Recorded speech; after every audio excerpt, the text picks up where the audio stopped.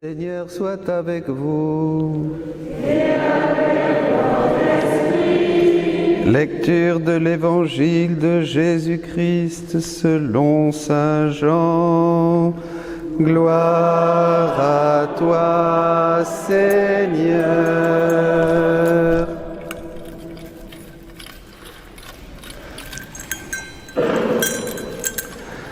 En ce temps-là, les Juifs récriminaient contre Jésus parce qu'il avait déclaré « Moi, je suis le pain qui est descendu du ciel ».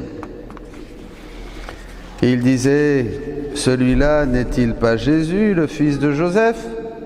Nous connaissons bien son père et sa mère. Alors comment peut-il dire maintenant « Je suis descendu du ciel » ?» Jésus reprit la parole. Ne récriminez pas entre vous, personne ne peut venir à moi si le Père qui m'a envoyé ne l'attire, et moi je le ressusciterai au dernier jour. Il est écrit dans les prophètes, ils seront tous instruits par Dieu lui-même. Quiconque a entendu le Père et reçu son enseignement vient à moi. Certes, personne n'a jamais vu le Père, sinon celui qui vient de Dieu. Celui-là seul a vu le Père. Amen, amen, je vous le dis. Il a la vie éternelle, celui qui croit. Moi, je suis le pain de la vie. Au désert, vos pères ont mangé la manne et ils sont morts. Mais le pain qui descend du ciel est tel que celui qui en mange ne mourra pas. Moi, je suis le pain vivant qui est descendu du ciel. Si quelqu'un mange de ce pain, il vivra éternellement. Le pain que je donnerai, c'est ma chair, donnée pour la vie du monde. Acclamons la parole de Dieu. Louange à toi, Seigneur Jésus.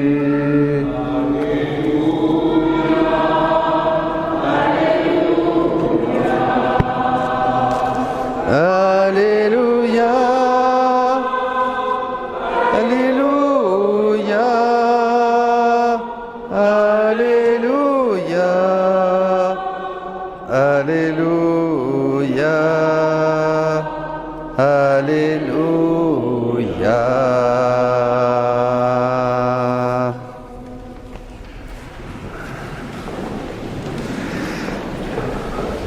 Quel bel évangile, Seigneur, nous avons faim de toi. Le Seigneur veut réveiller cette faim des choses du ciel, cette faim du divin dans nos cœurs d'hommes et de femmes pécheurs. Il veut que nous ayons faim de Dieu. Dieu est notre nourriture, nous allons le voir. Nous allons voir quelques belles choses sur cet évangile pour justement attiser, voilà, réveiller notre appétit. Réveiller notre appétit. Quand quelqu'un est en forme, il a faim, il mange bien. Quand quelqu'un est malade, il mange mal. Merci. Alors, d'abord la première lecture. Élie est là, il est persécuté. Jézabel veut mettre fin à ses jours. C'est terrible, il fuit le prophète, il fuit, il est fatigué, il marche et il marche et il marche. Il s'endort, il n'en peut plus, il voudrait même en finir avec sa vie. Vous voyez, c'est ça, quand on est dans l'angoisse, dans la persécution, souvent on est déprimé, bien sûr, et il s'endort. Et un ange le touche et lui dit « Lève-toi et mange ». Il regarda, il y avait près de sa tête une galette cuite sur des pierres brûlantes et une cruche d'eau. Il mangea, il but et se rendormit. Voyez, on a besoin de manger pour être en forme. C'est déjà quelque chose et ça, c'est déjà important. Dieu nous enseigne. Dieu nous enseigne tout. Et tout ce qui peut nous arriver et tout ce qui se passe dans le monde, c'est une parole de Dieu. Nous, on croit que la parole de Dieu, c'est quand on va à l'église et qu'on entend le prêtre. Vous savez, pas du tout. Tout est parole de Dieu. Tout. Mais seulement, on ne voit pas. on ne comprend pas. Alors Dieu déjà nous dit que l'homme a besoin de manger pour se nourrir et pour vivre. Hein? Manger pour vivre, pas vivre pour manger. Hein? Bon, d'accord, je ferme la parenthèse, mais ça peut arriver. Hein? C'est ce qu'on appelle la gourmandise, vous savez, hein? Ceux qui ne vivent que pour manger. Bon, mais le Seigneur dit dans la première lettre aux Thessaloniciens 5, 23, qu'il veut sanctifier notre esprit, il veut garder intact, pur, notre esprit, notre âme et notre corps. Bon, ben le corps, on vient de le dire, il a besoin de manger.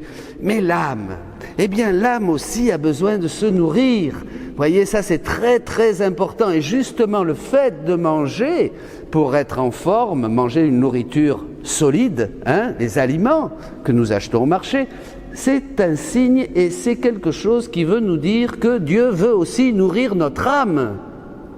Et comment on va nourrir notre âme? D'abord, il faut vraiment comprendre que l'âme a vraiment besoin d'être nourrie par Dieu.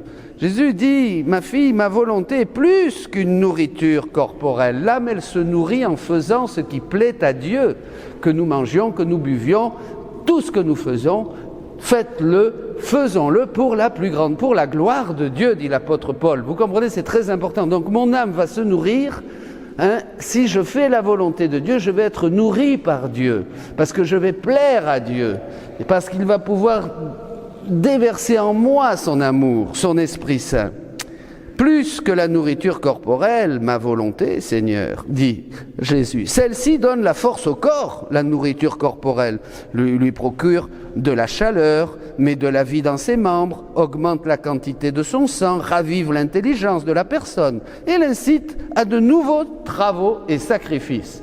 Pour bien travailler, pour un ouvrier, il a besoin d'être en forme, de manger. Bon. D'un autre côté, celui qui néglige de bien nourrir son corps ressent de la fatigue dans tous ses membres, manque de sang et de chaleur, a une intelligence qui a tendance à s'embrouiller et porter à la mélancolie, à la paresse et à ne se sacrifier en rien. Pas envie de travailler. Pauvre individu, il manque de vie dans tout son être. Cela est si vrai que quand une personne est atteinte d'une maladie mortelle, elle cesse de se nourrir et elle se dirige vers la mort. Vous voyez? Une leçon sur les choses de tous les jours.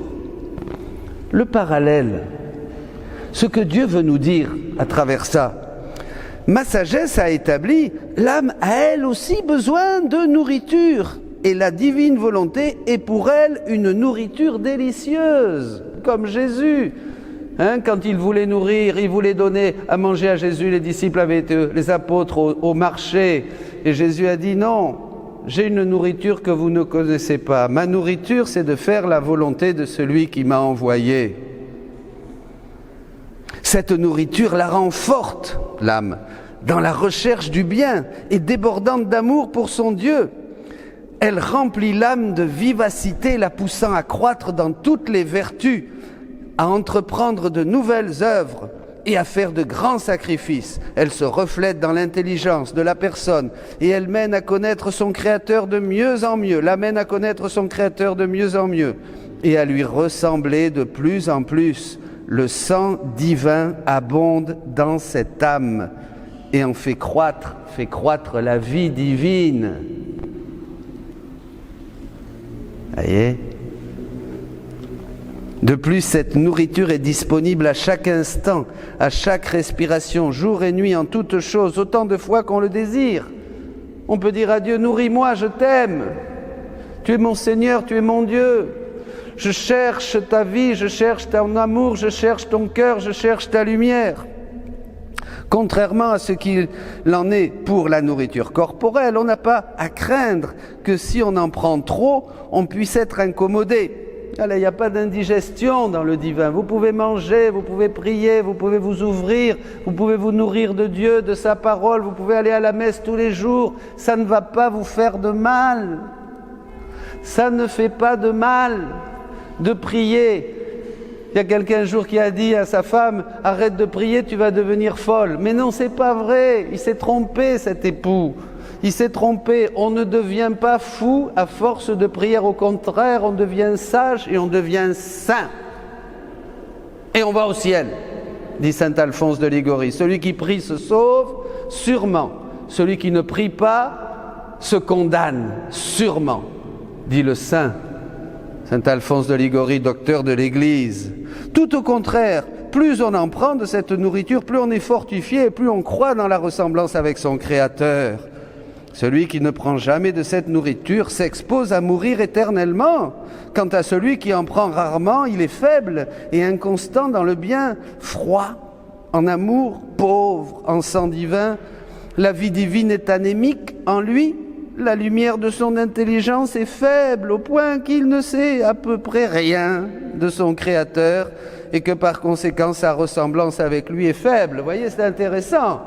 Moins on sait sur Dieu, moins on lui ressemble. Plus on sait sur Dieu, plus on lui ressemble. Le chemin de la ressemblance passe par la connaissance de Dieu.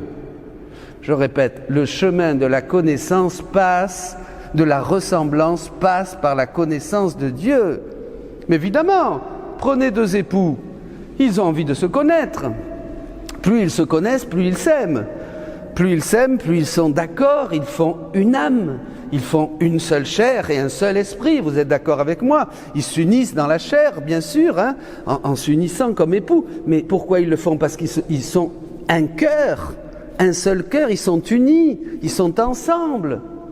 Et ils se ressemblent. Quand tu vois l'un, tu as l'impression de voir l'autre. Hein, parce qu'ils pensent, c'est pas des clones, bien sûr. Je ne sais pas ce que je veux dire, mais vous voyez, vous comprenez, c'est très important. Bien, c'est pareil, quelqu'un qui se nourrit de Dieu ressemble à son Créateur. Quelqu'un qui cherche Dieu ressemble à Dieu. Il est transformé. Et c'est la finalité de notre vie, de lui devenir ressemblant, de devenir comme Jésus. Voilà. Si, bref, privé de cet aliment, eh ben, la volonté, les vertus sont comme étouffées dans cette personne. Ah, si on pouvait voir l'âme privée de cet aliment céleste, on pleurerait sur elle, tellement sont nombreuses les misères et les ordures dont elle est couverte. C'est affreux, vous savez. Quelqu'un qui est privé de Dieu, nous on ne voit pas. On voit les gens autour de nous qui sont privés de Dieu, qui ne connaissent pas Dieu, on les voit comme des gens normaux, hein? Ils font comme tout le monde, ils vont au marché, ils dorment, ils se lèvent, ils conduisent la voiture, vous êtes d'accord avec moi? Bon, parce que nous, on ne voit que l'aspect extérieur. Mais Dieu, entre un bon chrétien qui suit le chemin de Jésus, qui lutte pour ne pas tomber dans le péché, qui prie le Seigneur, qui va à la messe, qui communie, qui cherche Dieu, d'accord? Et quelqu'un qui ne cherche absolument pas Dieu et qui vit sur terre comme si Dieu n'existait pas, nous on voit rien, mais Dieu il voit la différence. L'un est beau et lumineux, l'autre c'est terrible, il est plein de vices, plein de pauvreté, plein de misère, même s'il ne fait pas de grandes et vilaines choses. Dieu voit son âme qui manque de sanctification, qui manque de transformation, qui manque de sang divin. Vous comprenez, c'est très important ça. Hein, voilà. On aurait raison de compatir avec une créature manquant de nourriture corporelle. Bon, quelqu'un qui n'a pas à manger, on lui donne à manger, ça fait de la peine. Il y a tellement de gens qui meurent de faim sur terre. C'est vrai, puisque généralement cela résulte du fait qu'elle n'a pas d'argent, qu'elle manque d'argent pour s'en procurer. Mais l'âme qui se prive de l'aliment de ma volonté mérite condamnation, puisqu'elle rejette un aliment qui lui donne vie et qui lui est offert gratuitement. Ça, c'est grave. Parlons clairement. Je n'invente pas là, je dis des choses claires. Ce sont des réalités spirituelles, dit saint Paul, que les spirituels comprennent. Si vous êtes à la recherche de la vie et de choses spirituelles, vous comprenez ce que je dis. C'est pas compliqué. Donc il faut nourrir notre âme. Alors, deuxième point, comment on va nourrir notre âme? Eh bien, c'est Jésus qui va être notre nourriture. Le pain qui vient du ciel, c'est l'évangile d'aujourd'hui. Oh, qu'il est beau, mon Jésus! Mais c'est formidable. Vous voyez, quand on aime quelqu'un, on a envie de le dévorer. Vous comprenez? C'est pas vrai, ça? Hein? Même humainement, on a envie de l'embrasser. Les petits-enfants, on a envie de les croquer, hein, les grands-mères qui sont là. Ils sont tellement mignons, ils sont tellement innocents, ils sont tellement beaux. Vous comprenez? Eh bien, c'est pareil avec le bon Dieu. Plus on le connaît, plus on a envie de le dévorer, surtout de se laisser dévorer, de se laisser bouffer par Dieu. il le dit, le Dieu est un feu dévorant. Vous voyez, il nous attire à lui. Ben ça, c'est Jésus. C'est la raison de cette descente sur terre du Fils de Dieu. Il vient là au milieu de nous pour resplendir de beauté, d'amour, de miséricorde, de tendresse, de sagesse. Il est transfiguré sur le mont Tabor. Il est tout petit dans la crèche à Bethléem. Il est glorieux dans la résurrection. Il a dit, quand je serai élevé de terre, j'attirerai tous les hommes à moi. Formidable, ça. Ça, c'est du pur Dieu, c'est du pur divin. Jésus-Christ, le Fils de Dieu.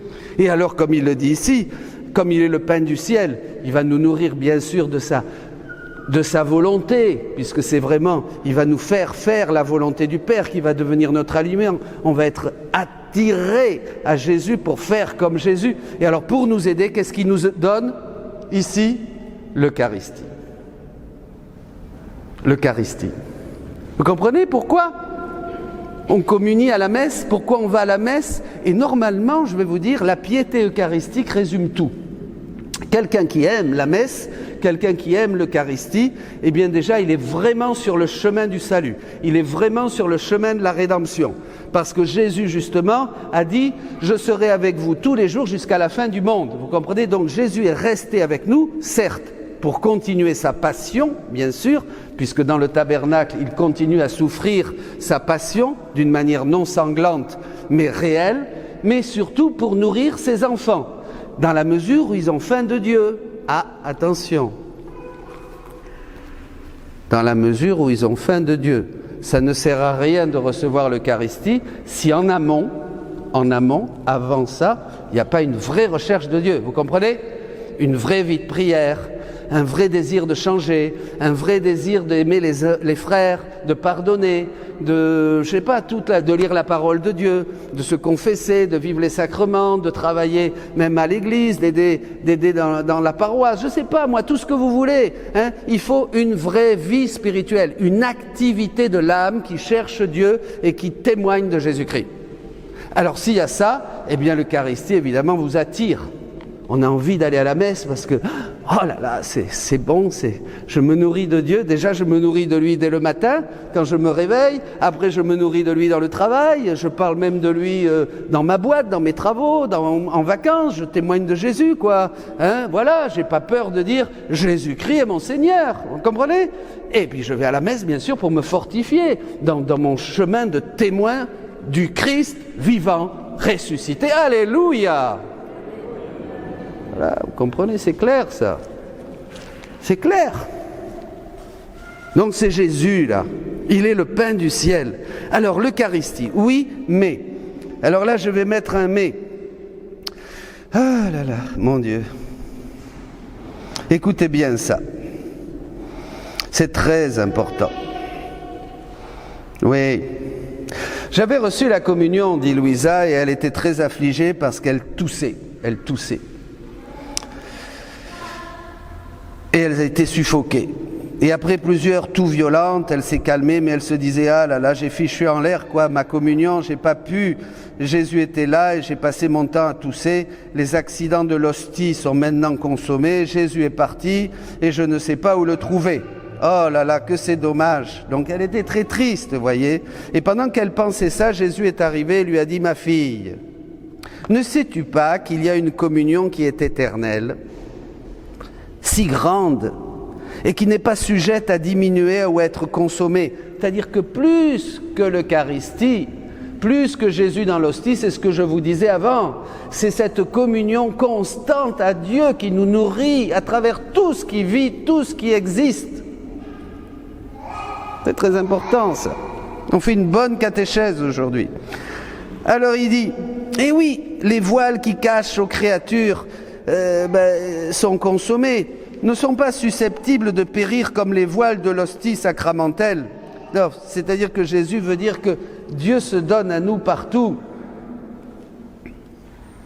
Chaque palpitation, en toute circonstance. Mieux encore, on doit toujours garder la bouche ouverte pour la recevoir, c'est-à-dire avec la volonté de toujours vouloir recevoir cette communion. Qu'est-ce que veut dire Dieu ?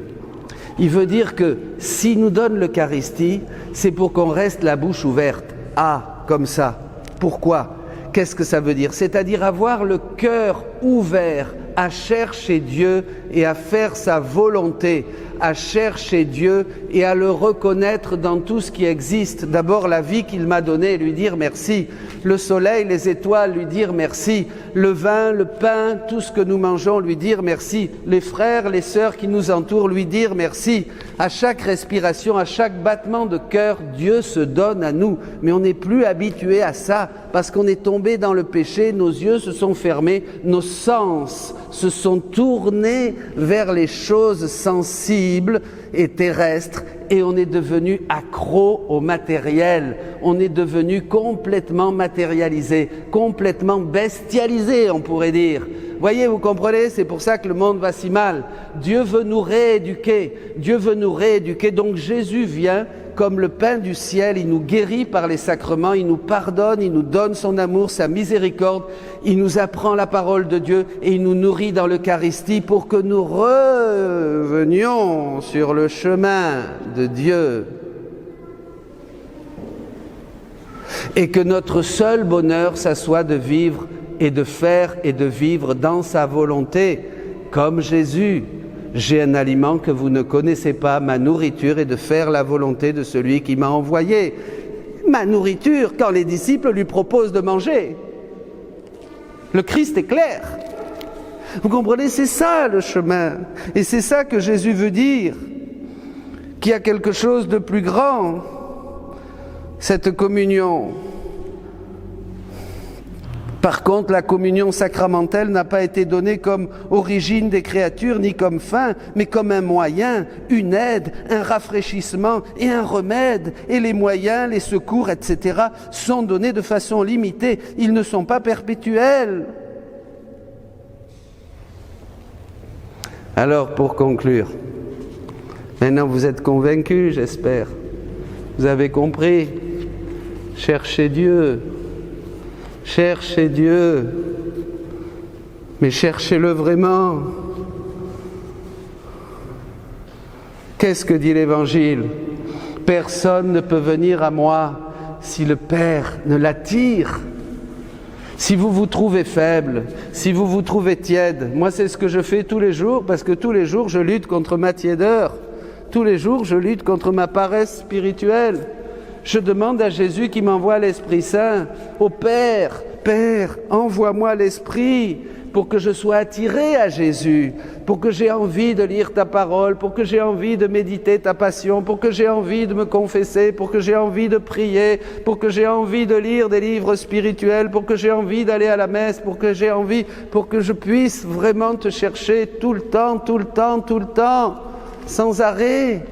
C'est notre nourriture. Si on arrête de nous nourrir, de se nourrir du divin, on meurt. Le diable va nous présenter une autre nourriture, un autre aliment qui va faire miroiter sous nos yeux. Regarde, si c'est bon ça.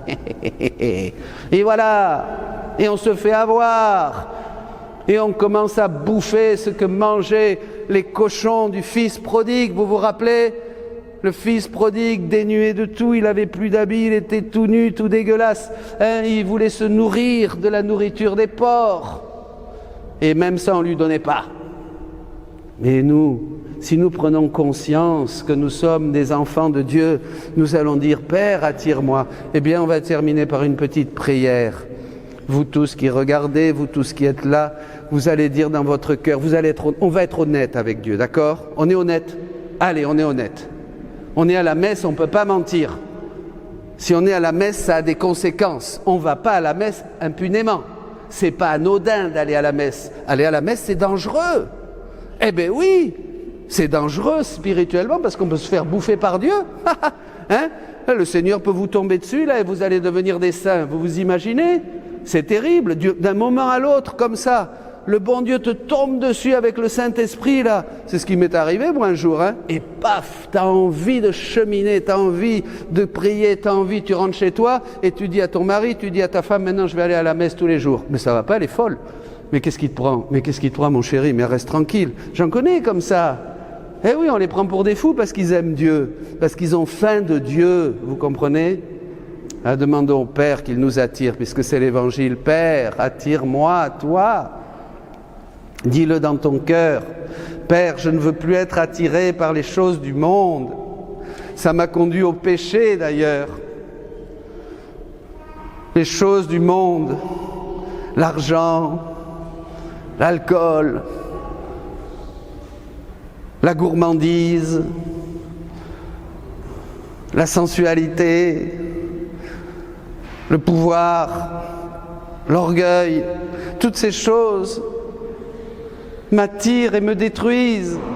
Je veux que ton amour soit plus fort en moi, que ton amour soit régnant en moi, pour ne plus désirer autre chose sur cette terre jusqu'au dernier jour de ma vie que Jésus. Je veux manger Jésus, je veux penser à Jésus, je veux désirer Jésus, je veux vivre pour me nourrir de mon Jésus, le pain du ciel qui est descendu sur terre pour donner la vie à mon âme. Je le veux. Il faut être addict à Jésus, addict à Jésus. Vous comprenez? Demandez-le. Je ne suis pas fou, je vous dis des vérités. Je vous dis la vérité là. C'est la seule manière d'être heureux en ce monde, c'est de préférer Jésus plus que tout. Saint Augustin le disait. Ou l'amour de soi, disait le saint et docteur. L'amour de soi jusqu'à la haine de Dieu, ou l'amour de Dieu jusqu'à la haine de soi. L'amour de soi jusqu'à la haine de Dieu, ou l'amour de Dieu jusqu'à la haine de soi. Que le Saint-Esprit descende sur chacun, maintenant, où il se trouve, et que cette lumière la lumière de ces paroles transperce nos cœurs comme un glaive, pour nous faire voir vraiment comme sur quelque chose de gigantesque, la vérité de Dieu, qui n'est autre que Jésus-Christ. Amen.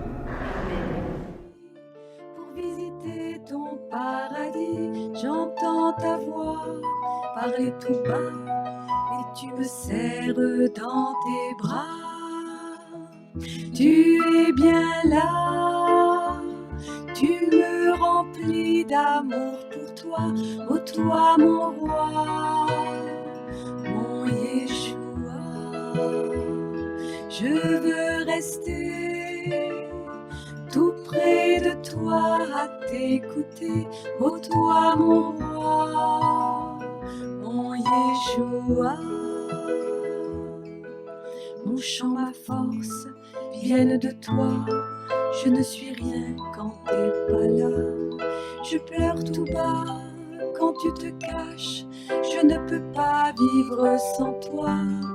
Je cours partout pour te chercher, reviens à moi mon bien-aimé. Je veux tes bras et tes baisers, mourir à moi pour te trouver. Tu es bien là, tu me remplis d'amour pour toi, ô toi mon roi, mon Yeshua. Je veux rester tout près de toi à t'écouter, ô toi mon roi, mon Yeshua. Ça y est, c'est sûr, je veux mourir, mourir à moi, mourir pour toi. Ma volonté est tout à toi, ta volonté est tout à moi. Te posséder est mon seul bien, et seul sans toi je ne suis rien. Mon bien-aimé, viens me parler, mon bien-aimé, viens me chercher.